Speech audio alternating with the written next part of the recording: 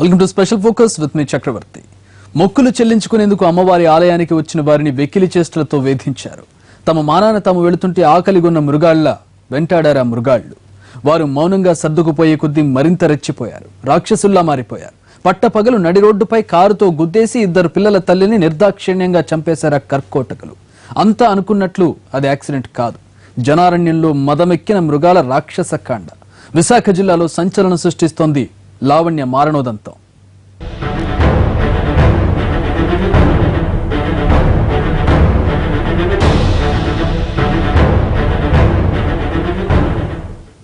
అంతా ప్రమాదమే అనుకున్నారు. ఆ అమ్మాయికి ఆయుష్ లేదని నిట్టూర్చారు. 2 పిల్లలు తల్లి ప్రేమకు దూరమయ్యారని అంతా బాధపడ్డారు. కానీ అది అనుకోని దుర్ఘటన కాదని, పోకిరీల పైశాచికత్వానికి పరాకాష్ఠని తెలిసాక అందరి రక్తం మరిగిపోతోంది.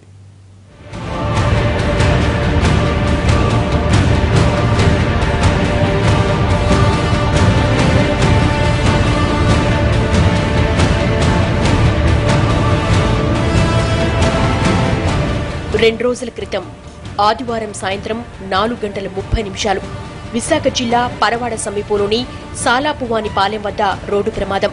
బైక్పై వెళుతున్న 3 కారు ఢీకొంది. ఓ యువతి అక్కడికక్కడే ప్రాణాలు వదిలింది. మరో యువతి చిన్నపాటి గాయాలతో బయటపడింది. బైక్ నడుపుతున్న వ్యక్తి ఆసుపత్రిలో మృత్యువుతో పోరాడుతున్నాడు.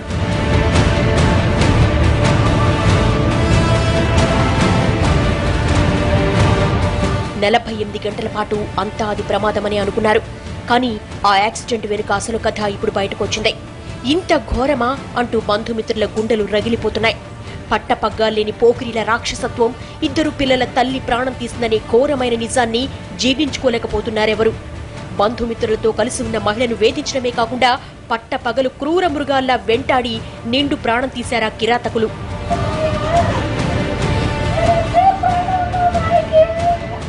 పోకిరీల కిరాతకానికి బలైన మహిళ పేరు మోటూరి లావణ్య. పరవాడ మండలం వడ్లపూడి స్వగ్రామం. భర్త, 2 పిల్లలు, బంధుమిత్రులతో ఆదివారం అనకాపల్లి నూకాలమ్మ ఆలయానికి వెళ్లింది లావణ్య. ఆమెకు అదే చివరి రోజని, ఆలయ సమీపంలో నక్కిన క్రూర మృగాలు వెంటాడి వేటాడతాయని ఎవరికి తెలుసు.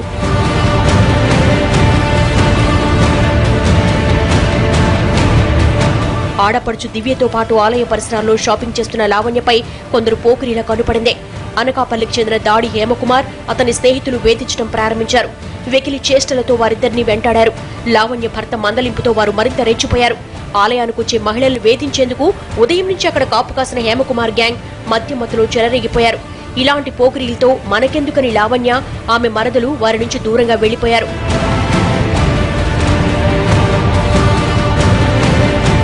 ఆలయ పరిసరాల్లో తిష్టవేసిన పోకిరీలు పగబట్టినట్లుగా వెంటాడతారని ఊహించలేదు లావణ్య.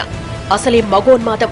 ఆ పైన పీకల దాకా మందు కొట్టి ఒళ్లు తెలియని స్థితిలో ఉన్నారు ఆకతాయిలు. లావణ్య కదలికల్ని గమనిస్తూ తమ క్రూరత్వాన్ని ప్రదర్శించేందుకు అక్కడే ఆమె కోసం కాచు కూర్చున్నారు.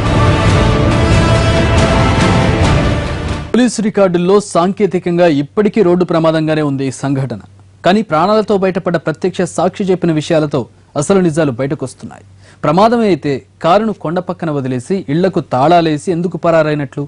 ఆలయ ప్రాంగణంలో వేధించింది గాక ఎందుకు వారిని కారులో వెంటాడినట్లు?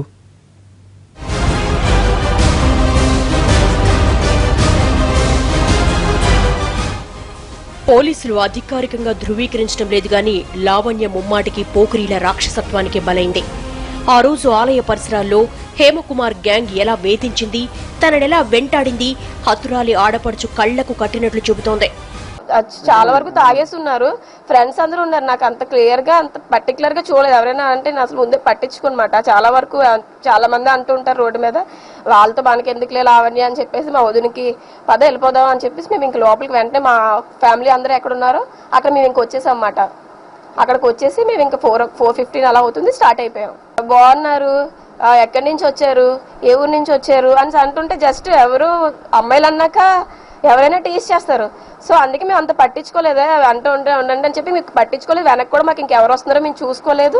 మేము ఆ పనులు మేము అలా అటు తిరుగుతూ, ఎండ కదా బాగా ఉంది, వాటర్ తాగడానికి, లేకపోతే అక్కడ పార్క్ ఉంది, ఆ పార్క్లోకి వెళ్ళి మేము అటు ఇటు తిరిగి రావడం ఉండి మేము ఇంక వెనకతలు ఎవరిని గమనించలేదు. మాకు నిన్న చూసాక తెలిసింది తను అక్కడ మాకు కామెంట్స్ చేసిన అబ్బాయి మా వెనకతలు ఫాలో అయ్యి వచ్చాడని.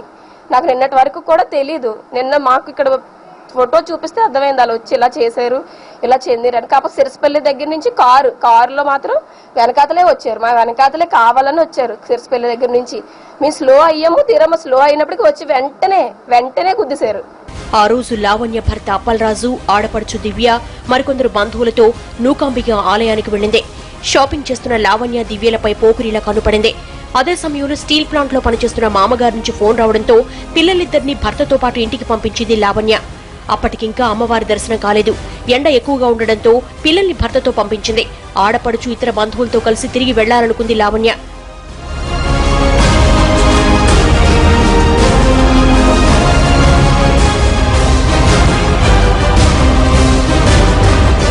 దర్శనం పూర్తయ్యాక సాయంత్రం 4:30 గంటల సమయంలో తిరుగు ప్రయాణానికి సిద్ధమైంది లావణ్య.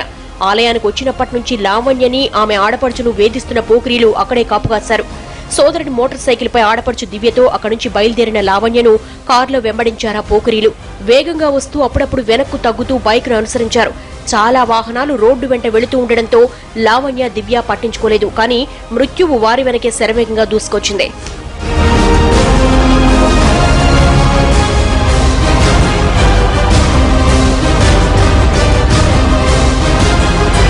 తెల్లని కారు వేగంగా దూసుకొచ్చి ఢీకొట్టడంతో వారు ప్రయాణిస్తున్న బైకు గాల్లోకి ఎగిరింది.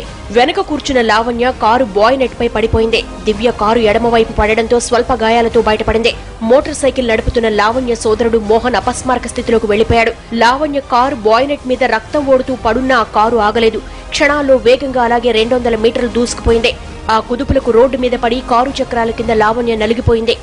దర్శనానికి వచ్చి రిటర్న్ మేము 4:15కి వస్తుంటే డాడీ ఇన్స్టిట్యూట్ పక్కన పెట్రోల్ బంక్ ఉంటుంది కదా, అక్కడ మేము పెట్రోల్ అవన్నీ కొట్టించుకొని స్లోగా మాలో మేమే మెల్లిగా మాట్లాడుకొని నవ్వుకొని వస్తుంటే సిరసపల్లి దగ్గరికి వచ్చినప్పటికీ కారు వెనకతల హార్న్ కొడుతూ ఇటు వెళ్తే మేము అటు రావడం, అటు వెళ్తే ఇటు రావడం అని చెప్పేసి తను స్లో చేస్తామన్నమాట. బైక్ చాలా స్లోగా చేసేస్తే ఇంకా వెనక చూస్తే కనిపించలేదు. మరి వాళ్ళు ఎక్కడైనా ఆగారేమో తెలీదు.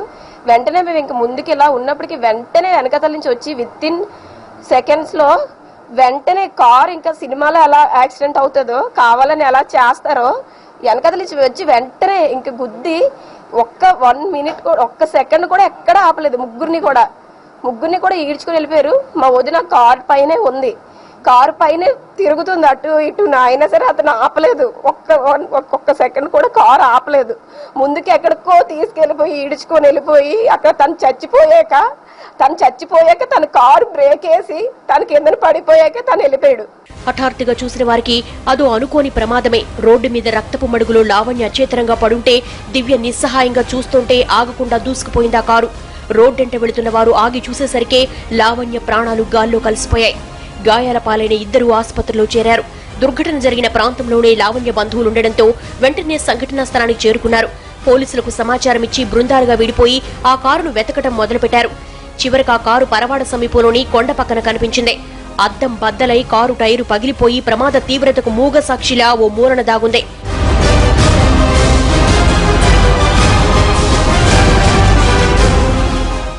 నేను పడిపోయింది కారు పైకి ఫస్ట్ నేను ఎక్కాను. కార్ కొంచెం సన్నంగా ఉండడం వల్ల నేను వెంటనే కారు పైన జారిపోయిన వెంటనే ఇలా ఈ మోపంతా ఇలా పెట్టేసుకున్నాను నేను. తను కారు పైనే ఉంది. కారు వెంటనే ఒక్క 1 సెకండ్ అయినా సరే స్లో చేసి ఆపి ఎలా ఉందో తను చూస్తే బతుకుతుంది. కారు పైన తను తగిలి చచ్చిపోయినంత వరకు కారు బ్రేక్ వేయలేదు. వాడు చాలా దూరం తీసుకెళ్ళిపోయాడు. నేను తీరం వచ్చి నాకు వెంటనే లేచి చూస్తే లావణ్య చూస్తే ఇంకా చాలా డిస్టెన్స్ లో ఉందన్నమాట. పరిగెట్టుకుని వెళ్ళేప్పటికి లావణ్య అన్నప్పటికీ తను చచ్చిపోయింది. వెంటనే చచ్చిపోయి ఉంది. అక్కడ టైరు పేలిపోయి అక్కడ వదిలి వెళ్లారు, కానీ లేకుంటే అందులోనే ఉడాయించేవారు. కారు నెంబర్ ప్లేట్ తొలగించి ఉండడంతో బాధితుల బంధువుల్లో అనుమానాలు మొదలయ్యాయి. అనుకోని ప్రమాదమే అయితే ఇలా ఎందుకు చేస్తారు? వారి మనసు కీడు శంకించింది. వారి అనుమానాలకు ఇప్పుడిప్పుడే జవాబు దొరుకుతోంది. ఓ ఘోర రోడ్డు ప్రమాదం, యువతి మృతి, ఇద్దరికి తీవ్ర గాయాలు. కట్ చేస్తే ప్రమాదానికి కారణమైన కారు స్పాట్ నుంచి అదృశ్యమై కొండ పక్కన ప్రత్యక్షమైంది. అందులో ప్రయాణించిన 4 యువకులు పరారయ్యారు. లావణ్య, దివ్యల్ని నూకాంబిక ఆలయంలో వేధించింది వారేనని తేలడంతో క్రైమ్ సీన్ పై క్లారిటీ వస్తోంది.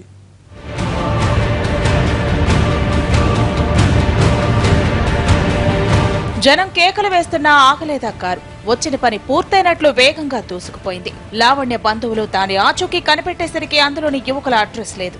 ఆ వాహనం ఎవరిదో కనిపెట్టి పోలీసులు రంగంలోకి దిగేసరికి ఇంటికి తాళం.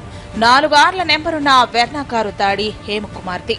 అనకాపల్లిలో ఫైనాన్స్ వ్యాపారి. చేతి నిండా డబ్బులుండటంతో స్నేహితుల్ని వెంటేసుకుని జల్సాలు చేస్తుంటాడని టాక్. నూకాంబిక ఆలయం దగ్గర లావణ్య దివ్యల్ని స్నేహితులతో వేధించింది హేమకుమారేనని ప్రత్యక్ష సాక్షి కథనంతో తేలిపోయింది. తమను మందలించారని కోపంతో కసిగా వెంటాడి ఓ అభాగ్యురాలి ప్రాణం తీసింది Pokiri gang.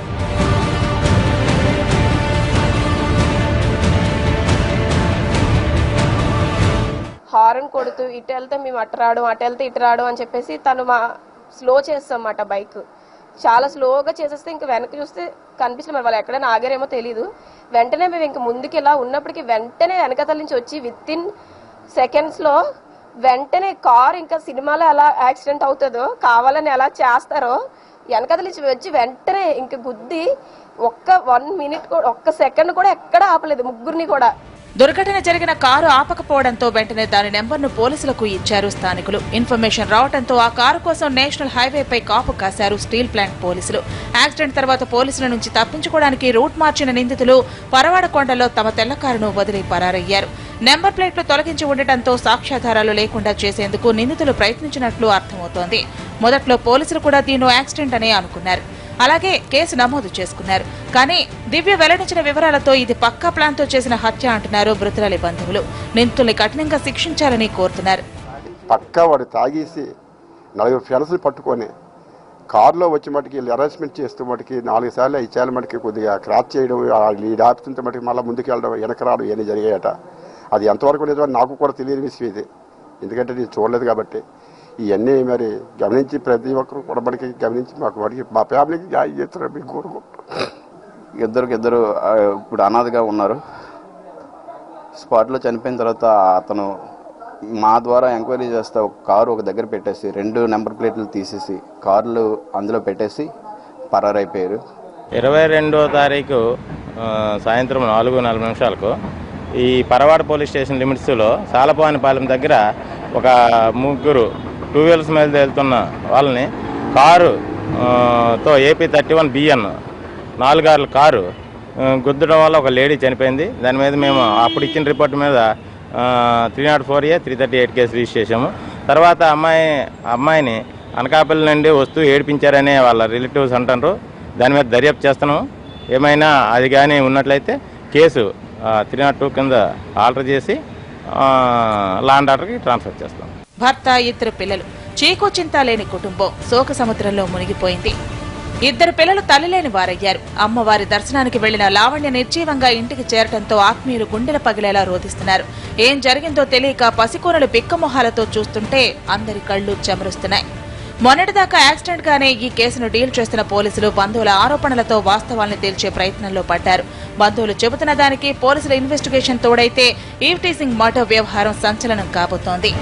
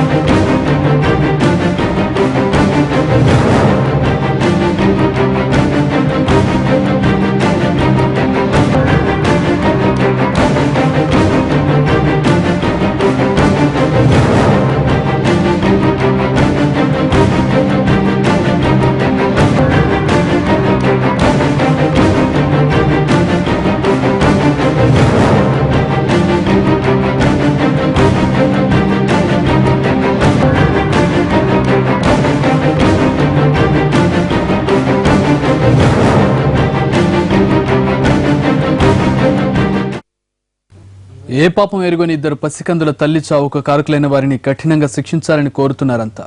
Vizag mysterious accident పై ఇది స్పెషల్ ఫోకస్. ప్రతిక్షణం ప్రత్యక్ష ప్రసారాల కోసం చూస్తూనే ఉండండి NTV.